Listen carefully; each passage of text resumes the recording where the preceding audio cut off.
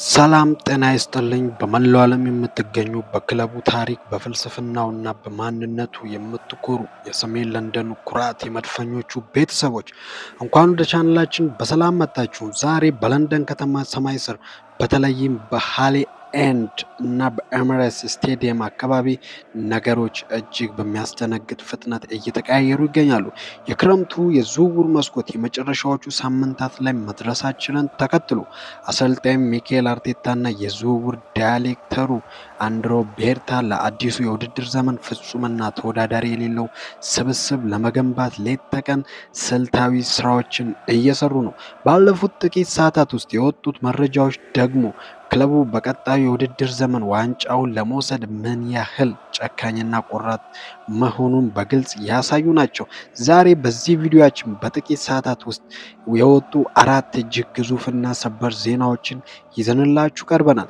ይህ ዝግጅታችን ተራ ዜናዎችን ብቻ የምንነግርበት ሳይሆን እያንዳንዱን ዝርዝር በአርሰናል ታክቲክ፣ በፋይናንስ እና በዋንጫ ጉዞ ላይ የሚያመጣውን ተጽዕኖ በሰፊው የምንተነትንበት ልዩ ዝግጅት ነው።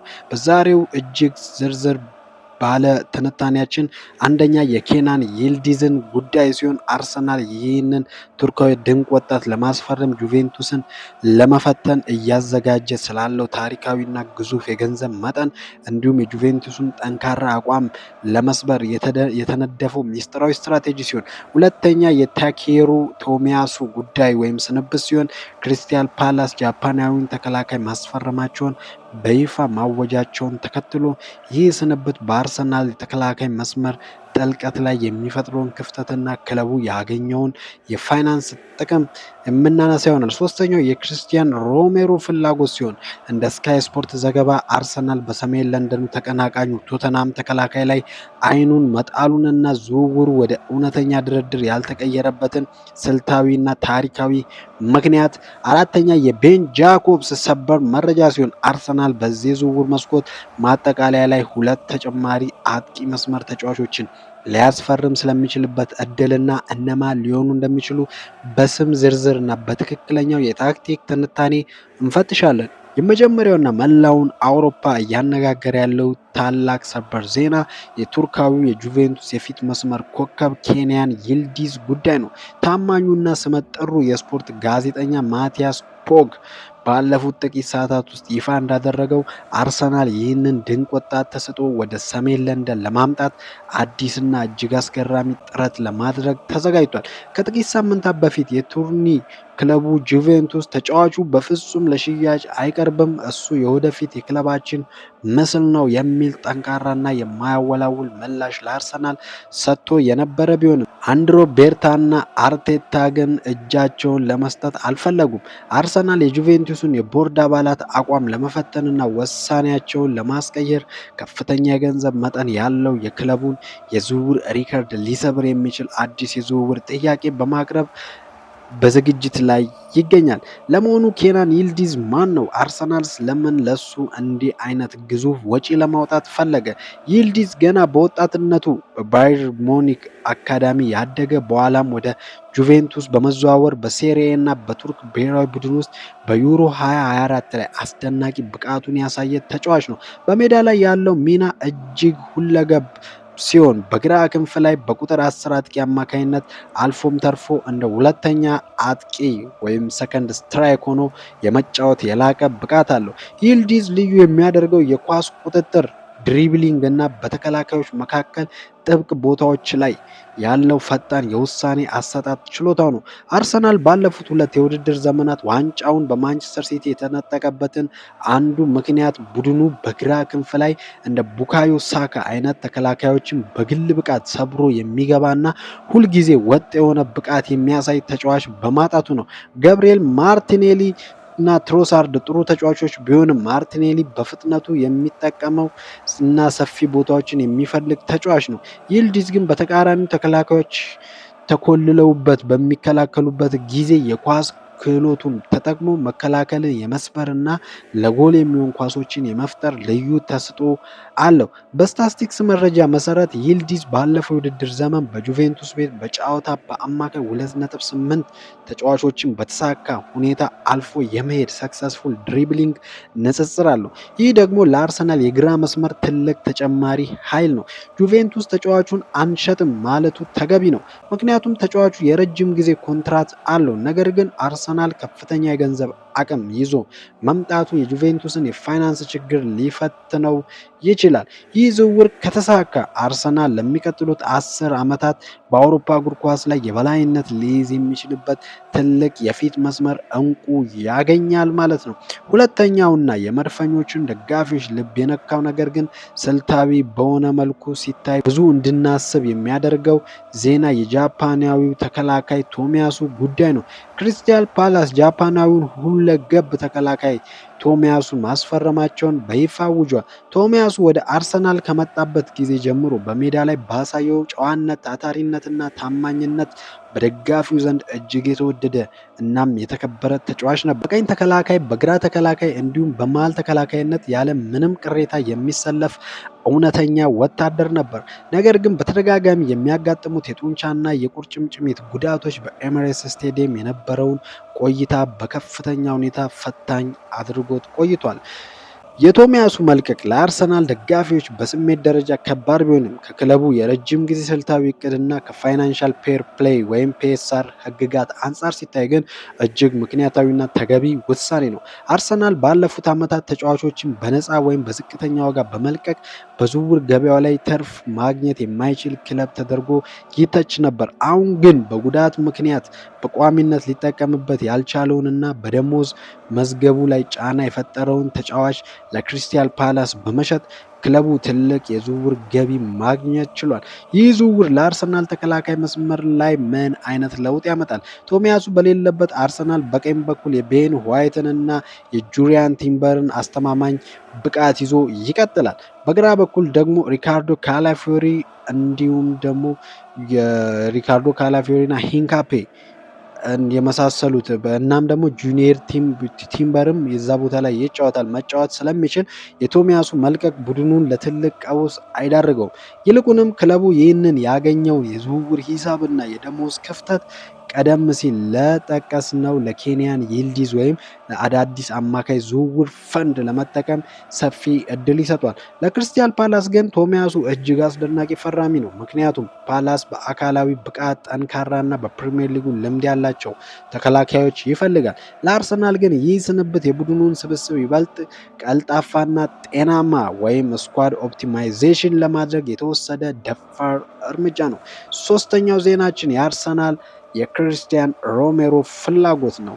በተከላካይ መስመሩ ዙሪያ በጥቂት ሰዓታት ውስጥ ታዋቂው የቴሌቪዥን ጣቢያ ስካይ ስፖርት ይዞት የወጣው መረጃ የለንደንን እግር ኳስ አየር ሙሉ በሙሉ አግሎታል። እንደ ስካይ ስፖርት ዘገባ ከሆነ አርሰናል የተከላካይ ክፍሉን ይበልጥ ጠንካራና አስፈሪ ለማድረግ የሰሜን ለንደኑን ቀጥተኛና ታሪካዊ ተቀናቃኙ ወይም ባላንጣው ማለት ይቻላል ጠላቱ ማለት ይቻላል እንዲሁም ይህም ባላንጣ ቶተንሃም ሆስፐርን ተከላካይ የሆነውን አርጀንቲናዊውን የዓለም ዋንጫ ባለቤት ክሪስቲያን ሮሜሮን በዚህ ክረምት የማስፈረም እድሎችንና ሁኔታዎችን በቅርበት እያጠና ነው። ሆኖም ግን ይህ ፍላጎት እስካሁን ድረስ ወደ እውነተኛና ይፋዊ ድርድር አልተቀየረም። ምክንያቱም ቶተንሃም የእንቅስቃሴው መሪ እና ምርጡ ተከላካዩ የሆነው ሮሜሮ ለቀጥታ የፕሪሚየር ሊግ ተቀናቃኙ ለባላንጣው ለጠላቱ ማለት ይቀላል በተለይ ደግሞ ለአርሰናል አሳልፎ የመሸጥ ፍላጎት ጨርሶ የለውም። እንደሚታወቀው በሰሜን ለንደን ቶተንሃም አርሰናልን በጣም የሚጠላት ቲም ነው። ተጫዋች ከሁለቱ ክለብ ከአንዱ ክለብ ወጥቶ ወደ አንዱ ክለብ ይሄዳል ማለት በጣም ከባድ ነው። አርሰናል በዊሊያም ሳሊባ እና በገብርኤል ማጋሊሽ ላይ ተጨማሪ ጥልቀት ለመፍጠር የሮሜሮን አይነት ጠንካራ ጨካኝና ተፋላሚ ተከላካይ መፈለጉ የሚካኤል አርቴታን የዋንጫ ጥማትና ፍጹምነት ፈላጊነት ያሳያል። ሮሜሮ በዓለም እግር ኳስ ላይ ካሉ ምርጥ ተከላካዮች አንዱ ነው። በአየር ላይ ኳሶች ጠንካራ ነው። ከመከላከል መስመር ኳሶችን ወደፊት በማድረስ ረገድ ቦል ፕሌይንግ አቢሊቲ የላቀ ብቃት አለው። ነገር ግን ከቶተንሃም ተጫዋች በቀጥታ ወደ አርሰናል ማምራት በለንደን ደርቢ ታሪክ እጅግ አስቸጋሪና ትልቁን ውዝግብ ሊፈጥር የሚችል ክስተት ነው። ደጋፊም ዝም የሚል አይመስለኝም፣ የቶተናሞች ማለት ነው። በታሪክ ማስታወሻችን ላይ እንደምናውቀው የመጨረሻው ትልቅ ዝውውር በ2001 ዓ.ም ሶል ቻምቤል ከቶተናም ኮንትራቱን አልቆ ወደ አርሰናል በነፃ ሲዘዋወር የነበረው ታላቅ የክህደት ታሪክ ተብሎ በስፐርስ ደጋፊዎች የሚጠራው ክስተት ነው። ከዚህ በኋላ በሁለቱ ክለቦች መካከል ያለው የዝውውር ግንኙነት ሙሉ በሙሉ ተቋርጧል። የቶተናሙ ሊቀመንበር ዳንኤል ሌቪ ለድርድር እጅግ ከባድ ሰው በመሆናቸው አርሰናል የፈለገውን ያህል ገንዘብ ቢያቀርብ እንኳን ሮሜሮን ለአርሰናል አይሸጡም። ይህ ፍላጎት ወደ እውነተኛ ዝውውር የመቀየር እድሉ በእኔ እምነት ሳይሆን በዓለም እግር ኳስ ተንታኞች እምነት የጠበበ ቢሆንም አርሰናል ግን በገበያው ላይ በትልልቅና የአሸናፊነት ስነልቦና ባላቸው ተጫዋቾች ላይ አይኑን መጣሉና ለተፎካካሪዎቹ ፍርሃትን ለመልቀቅ ያለው ስልታዊ ፍላጎት በግልጽ ያሳየበት ክስተት ነው። ሌላኛው ዜናችን 2 ተጨማሪ አጥቂዎች ወደ ኤሚሬትስ ስቴዲየም የሚለው ነው። የመድፈኞቹ ደጋፊዎችን ሌሊቱን ሙሉ እንቅልፍ የነሳና ይበልጥ ተስፋ እንዲሰንቁ ያደረገ ሌላ ታላቅ ሰበር መረጃ አለ። ታማኙና ስልጣን ያለው የስፖርት ጋዜጠኛ ቤን ጃኮብስ ባለፉት ሰዓታት እንዳረጋገጠው አርሰናል በዚህ የዝውውር መስኮት ማጠቃለያ ላይ 2 ተጨማሪ አጥቂ መስመር ተጫዋቾችን ሊያስፈርም የሚችልበት ሰፊና እውነተኛ እድል አለ። ክለቡ በጥራትና በጥልቀት ረገድ ፍጹም የበላይነት ለመያዝ የአጥቂ መስመሩን ሙሉ በሙሉ ለማደስና አዳዲስ አማራጮችን ለማምጣት በከፍተኛ ሚስጥር እየሰራ ይገኛል በማለት ፍንጭ ሰጥቷል። ቤን ጃኮብ ይህንን መረጃ ይፋ ማድረጉ አርሰናል በቀጣዩ የውድድር ዘመን ማንቸስተር ሲቲን ጥሎ ዋንጫውን ለመውሰድ ምን ያህል ጥልቅ እቅድ እንዳለው ማሳያ ነው። ባለፉት 2 ዓመታት ቡካዮ ሳካ በየዓመቱ ከ50 በላይ ጨዋታዎችን እንዲጫወት በመገደዱ በውድድር ዘመኑ ማጠቃለያ ማለትም በሚያዝያና ግንቦት ወራት ላይ በከፍተኛ የድካም ጫና ውስጥ ይወድቅ ነበር። ይህም አርሰናል ወሳኝ ነጥቦችን እንዲጥል አድርጎታል። የምታስታውሱ ከሆነ የአርሰናል ደጋፊዎች ካቻምናና አምና ዋንጫውን ያጣ ነው በሲቲም ሆነ በሊቨርፑል ዋንጫውን የተቀማ ነው በሚያዝያና በግንቦት ወር ላይ ባጋጠሙ እንትኖች ነው ጉዳቶችና ጫናዎች ናቸው ምክንያት ነው። እንደምታስታውሱ ከሆነ በዚህ ዓመት ራሱ ዋንጫውን ስናነሳ አብዛኛው ጊዜ ነጥብ የጣልንባቸው ሚያዝያና ግንቦት ወር ላይ ነው ማለት ነው። ምክንያቱም አርሰናል በአራቱም የሊግ ፌዝ ስለሚጫወት ነው። በፕሪሚየር ሊግ ይጫወታል፣ በሻምፒየንስ ሊግ ይጫወታል፣ በኤፍኤ ካፕ ያው ቡድናችን አያል ታላቅ ስለሆነ ኤፍኤ ካፕ እስከ ፍጻሜ የሚጓዝ ነው፣ ካራባኦ ካፕም የሚጓዝ ነው። ሶ በዚህ ምክንያት ብዙ ጨዋታዎችን በዚህ ወር ላይ ስለሚደራረቡበት አንድ ተጫዋች ሳካ ብቻ እዛ ቦታ ላይ መኖሩ በጣም ትልቅ የድካም እና የጫና ውስጥ ስለሚገባ ብዙ ነጥቦችን የምንጥልበት ወር ነው በሚያዝያና ግንቦት ወር። አሁን ክለቡ 2 ተጨማሪ አጥቂዎችን ለማምጣት ማሰቡ ይህንን ችግር በዘላቂነት ለመፍታት ነውም ተብሏል። ለመሆኑ እነዚህ 2 አጥቂዎች እነማን ሊሆኑ ይችላሉ? አንደኛው ቀደም ሲል የጠቀስነው የግራ ክንፍና ሁለተኛው አጥቂ ሆኖ መጫወት የሚችለው ኬንያን ይልዲዝ ሊሆን ይችላል። ሁለተኛው ግን ለቡካዮ ሳካ እውነተኛ ተቀያሪ እና ተፎካካሪ ሊሆን የሚችል የቀኝ ክንፍ ተጫዋች ራይት ዊንገር ነው። በራዳር ላይ ካሉ ተጫዋቾች መካከል እንደ አትሌቲክ ቢልባኦ ኒኮ ዊሊያምስ ወይም የፓሪስ ሳን ጀርመኑ ብራድሌ ባርኮላ ስሞች ይነሳሉ። አርሰናል እነዚህን 2 አጥቂዎች ማምጣት ከቻለ ሚካኤል አርቴታ በጨዋታዎች መሃል ታክቲኩን እንደፈለገ ለመቀያየር ወይም ታክቲካል ፍሌክሲቢሊቲ ሰፊ እድል ያገኛል። ተጫዋቾቹ ሲደክሙ ወይም ሲጎዱ የቡድኑ ጥራት ሳይቀንስ ውድድሩን መቀጠል ይችላል። ይህም የ4 ዋንጫ ባለቤት በአመት ውስጥ 4 ዋንጫዎችን ሊያሳካ ይችላል። ይህ ስትራቴጂ አርሰናልን በአውሮፓ እግር ኳስ ላይ ሊቆም የማይችል ግዙፍና አስፈሪ ቡድን ያደርጓል። ውድ የመድፈኞቹ ደጋፊዎች ባለፉት ጥቂት ሰዓታት በአርሰናል ቤት የተሰሙ ትኩስ ልብ ሰቃይና ሰበር መረጃዎች እነዚህን ይመስሉ ነበር።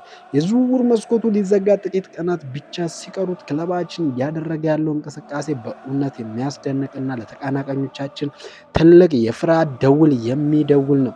ኬናን ይልዲዝ የለንደንን አየር ይቀላቀላል? ቶሚያሱ በይፋ መልቀቁስ ቡድናችንን ይጎዳል ወይስ ያተርፋል? አርሰናልስ እነዚህን 2 ተጨማሪ አጥቂዎች ማስፈረም ይችላል? እስቲ እናንተስ በዚህ ሰፊ መረጃ ዙሪያ ምን ታስባላችሁ? በተለይ አርሰናል የጁቬንቱስን እምቢተኝነት ሰብሮ ኬንያን ይልዲዝን ለማስፈረም የክለቡን የዝውውር ሪከርድ መስበር አለበት ወይስ የለበትም? እንዲሁም የቶሚያሱ መሸጥ ለቡድናችን ትክክለኛ ውሳኔ ነው የሚለውን ጥልቅ ሀሳባችሁን አሁኑኑ ከታች በኮሜንት መስጫው ላይ በሰፊው አስፍሩልን። እያንዳንዱን አስተያየታችሁን በደስታ አነበዋለሁ። ቪዲዮን ከወደዳችሁት ላይክ ማድረግ፣ ለሌሎች መድፈኞች እንዲደርስ ማጋራት እንዳትረሱ። ለቻናላችን አዲስ የሆናችሁ ደግሞ ሰብስክራይብ በማድረግ ሁልጊዜ የምንለቃቸውን አስገራሚ የአርሰናል መረጃዎች በቅድሚያ ያግኙ። በቀጣይ የዝውውር ማጠቃለያችንና አዳዲስ መረጃዎች እስከምንገናኝ ድረስ ሰላም ሁኑልኝ። አርሰናል ለዘላለም ያሸንፋል። ያው ዘ ገነርስ